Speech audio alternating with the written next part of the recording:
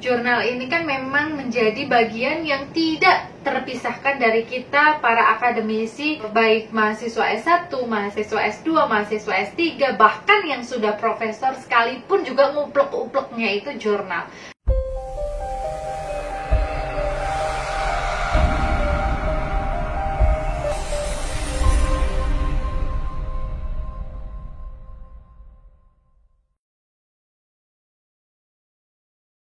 Halo, Assalamualaikum. Bertemu lagi dengan saya Destina Religia Mujahida di channel Emak Bangsa.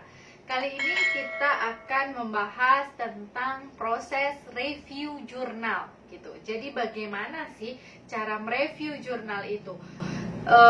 Sebenarnya teman-teman, jurnal ini kan memang menjadi bagian yang tidak terpisahkan dari kita para akademisi, baik mahasiswa S1, mahasiswa S2, mahasiswa S3, bahkan yang sudah profesor sekalipun juga nguplek-upleknya itu jurnal. Nah, bagaimana cara mereview jurnal yang baik dan benar itu seperti apa? Bagaimana cara yang efektif dalam review jurnal? Yuk, mari kita simak bersama. Oke, sebelum kita memulai pembahasan tentang review jurnal, ada baiknya kita harus menilik KBBI. Apa sih sebenarnya arti kata review itu? Gitu. Oke, review menurut KBBI adalah memeriksa atau mengulang kembali. Jadi memeriksa atau mengulang kembali tentang jurnal yang ada di depan kita, gitu. Apa saja yang ada di sana, identitasnya dan lain sebagainya. Kita akan bahas. Dan memang review jurnal itu memiliki feel yang akan berbeda dengan review produk, review kosmetik gitu, akan beda gitu. Sebenarnya tidak ada format baku dalam mereview jurnal gitu, tetapi ada baiknya teman-teman sendiri kalau mau review jurnal itu mending dibuat bagan aja teman-teman. Jadi biar memudahkan kita sistematikanya seperti apa. Nah, contohnya tuh kayak gini. Nah, ini ya teman-teman, jadi ini adalah tabel yang bisa kita gunakan dalam mempermudah proses review jurnal, dan apabila kita membutuhkannya lagi nantinya, kita bisa menggunakan ini untuk melihat kembali apa sih sebenarnya isi dari jurnal itu tanpa kita harus melihat atau membuka jurnal itu secara keseluruhan gitu. Jadi untuk mempermudah kita gitu teman-teman. Nah, jadi itu isinya 2 kolom dan 13 baris, judul, nama jurnal, volume, halaman, dan tahun, kemudian penulis, jadi ada berapa penulis dalam artikel jurnal tersebut, kemudian latar belakang, tujuan penelitian dan rumusan masalah, teori yang digunakan, grand teorinya apa. Misalkan nih teman-teman, orang psikologi gitu ya, mau meneliti tentang motivasi belajar atau motivasi berprestasi atau yang lain, teman-teman bisa menggunakan grand teorinya Abraham Maslow. Kemudian teman-teman di psikologi perkembangan bisa menggunakan teorinya Maria Montessori ketika ingin meneliti tentang daily routine activity. Jadi bagaimana seorang anak itu bisa belajar sambil bermain.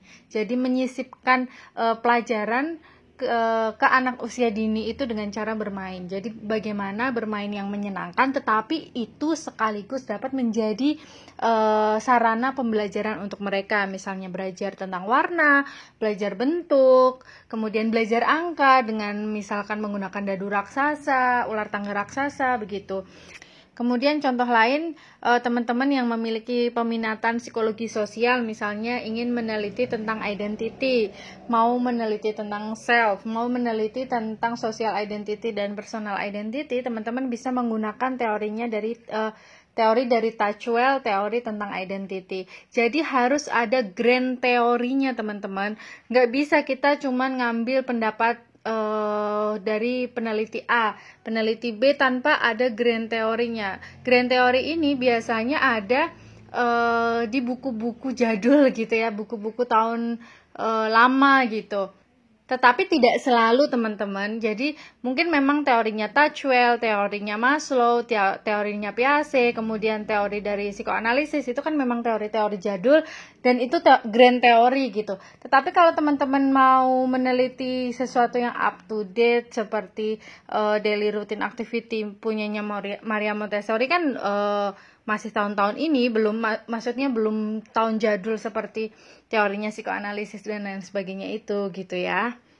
Kemudian metode penelitiannya apa, kualitatif, kuantitatif kah, approach-nya apa, analisisnya seperti apa gitu ya, sumber datanya apa, populasi sampel, informan dan tempat penelitiannya bagaimana, di mana gitu, hasil penelitian, diskusi, kemudian hal yang tidak kalah penting adalah mengungkapkan apa kelebihan dan kekurangan dari artikel jurnal ini untuk nantinya bisa kita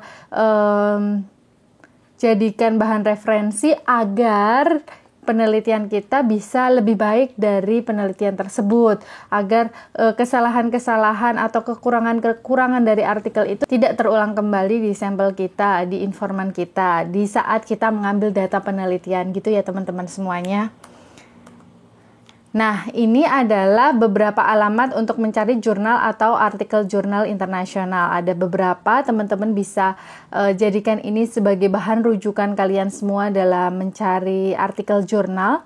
Tetapi kalau untuk cari simpelnya, kalian bisa ke Google Scholar. Jadi di sana kalian tinggal nge-search mau tentang apa yang ingin kalian teliti, kalian search di situ dan mudah, gratis. Tetapi kalau harus berbayar ya coba cari alternatif yang lain gitu ya. Tentunya tidak bisa saya sampaikan di sini begitu. Nah, kemudian teman-teman, bagaimana cara mereview jurnal yang efektif dan efisien gitu. Yang pertama adalah relevan. Jadi jurnal yang harus kalian review itu harus relevan dengan apa yang ingin kalian teliti dan harus sesuai dengan keilmuan kalian. Misalkan kalian mau meneliti tentang pola asuh orang tua, tetapi kalian ngambil jurnal dari orang pendidikan, metode pembelajaran, nggak tepat dong. Misalkan kalian membahas tentang gangguan mental, tetapi kalian ngambil dari jurnalnya orang konseling, nggak tepat dong gitu. Jadi carilah jurnal yang relevan sesuai dengan penelitianmu, sesuai dengan temamu, tetapi juga harus sesuai dengan bidang keilmuanmu. Itu yang pertama. Kemudian yang kedua adalah cari jurnal, artikel jurnal yang bereputasi. Yang bereputasi itu seperti apa? Yang memang itu ada di kuartil 1, kuartil 2, kemudian bukan predatory jurnal, bukan yang metodologinya tidak jelas gitu. Jadi cari jurnal itu jangan yang abal-abal, jangan yang itu kita nggak tahu valid reliable apa enggak gitu. Kemudian yang ketiga adalah cari jumlah halaman yang sedikit. Ini ada bintangnya ya, ada note khususnya. Maksudnya kayak gimana cari jurnal yang halamannya sedikit? Iya, kalau banyak sekali jurnal yang kalian temukan yang sesuai dengan bidang keilmuan kalian, yang sesuai dengan tema yang ingin kalian teliti. Nah, cari aja yang jumlah halamannya sedikit, yang enak pembahasannya, tentunya dari yang bereputasi loh ya. Nah, itu cari aja yang jumlah halamannya sedikit. Karena apa? Itu yang akan memperkaya kalian. Oh, di tempat X itu seperti ini tuh kesimpulannya. Tempat Y itu kayak gini, tempat Z kayak gini, tempat A kayak gini. Jadi tuh bisa kaya. Jadi jangan sampai kita nge-review dari jurnal yang 30 halaman misalkan, tetapi kita nggak dapet apa-apa. Jadi sebenarnya menurut saya pribadi teman-teman, walaupun memang tidak bisa menjadi patokan ya, tetapi jurnal yang banyak sekali halamannya itu terkadang isinya itu kurang ngena daripada jurnal yang memang itu hanya di bawah 15 halaman. Oke, mungkin cukup sekian video kali ini tentang review jurnal. Kita akan next video membahas tentang bagaimana cara membuat bab 2 dalam penelitian kualitatif maupun kuantitatif. Jika teman-teman merasa bahwa video ini bermanfaat, boleh like, share, dan juga subscribe gitu ya. Assalamualaikum.